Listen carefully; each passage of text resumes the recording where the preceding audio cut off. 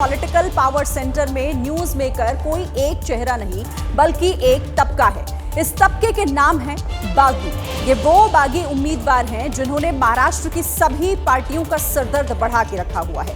महायुति में टेंशन ज्यादा है क्योंकि वहां बागियों की संख्या भी ज्यादा है। जानकारी के मुताबिक महाराष्ट्र में इस वक्त 50 से ज्यादा बागी उम्मीदवार मैदान में हैं, जिनमें 36 तो महायुति से ही हैं, जबकि 14 उम्मीदवार महाविकास आघाड़ी की प्रॉब्लम बढ़ाने का काम कर रहे हैं।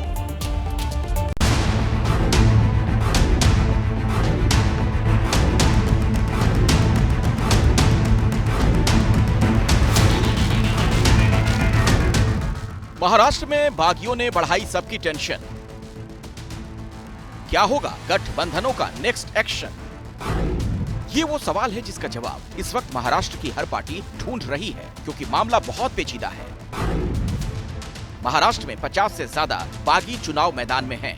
महायुति के सबसे ज्यादा 36 बागी चुनावी मैदान में उतरे हैं। इनमें बीजेपी के 19 और शिवसेना शिंदे गुट के 16 बागी हैं। वहीं महाविकास आघाड़ी के 14 बागियों ने पर्चा दाखिल किया। इस बीच पॉलिटिकल कॉरिडोर में चर्चा है कि अमित शाह ने महायुति के नेताओं को 4 नवंबर से पहले बागियों की मुश्किल से निपटने को कहा है। 4 नवंबर यानी नाम वापसी की आखिरी तारीख। कौन कौन कैंडिडेट रहता है, कौन से पार्टी से रहता है, उसका पूरा पिक्चर आपको 4 तारीख को शाम तक मिलेगा। वैसे महाविकास आघाड़ी में बागियों का बवाल कुछ हद तक कंट्रोल में है, क्योंकि महायुति के 36 बागियों की तुलना में यहां सिर्फ 14 सीटें ऐसी हैं जहां बागियों ने पेच फंसाया है। इनमें भी 10 सीटें ऐसी हैं जहां कांग्रेस के उम्मीदवारों ने साथी दलों के खिलाफ पर्चा भरा है, जबकि 4 पर उद्धव की शिवसेना ने कांग्रेस की नाक में दम कर रखा है। आपको बता दें, 1995 के विधानसभा चुनाव में भी बागियों ने चुनाव की तस्वीर बदल दी थी।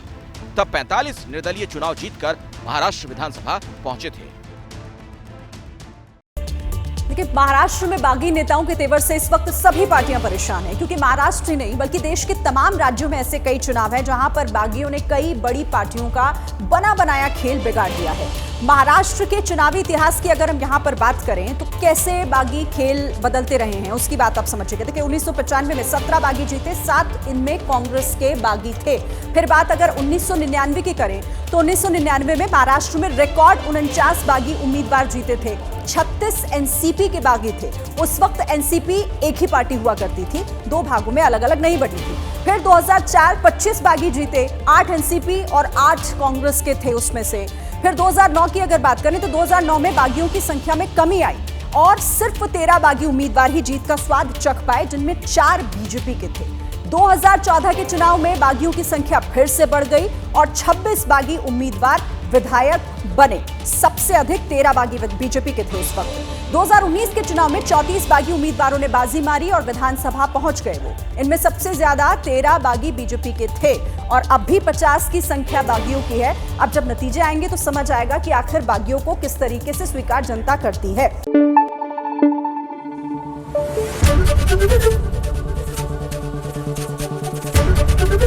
एबीपी न्यूज आपको रखे आगे।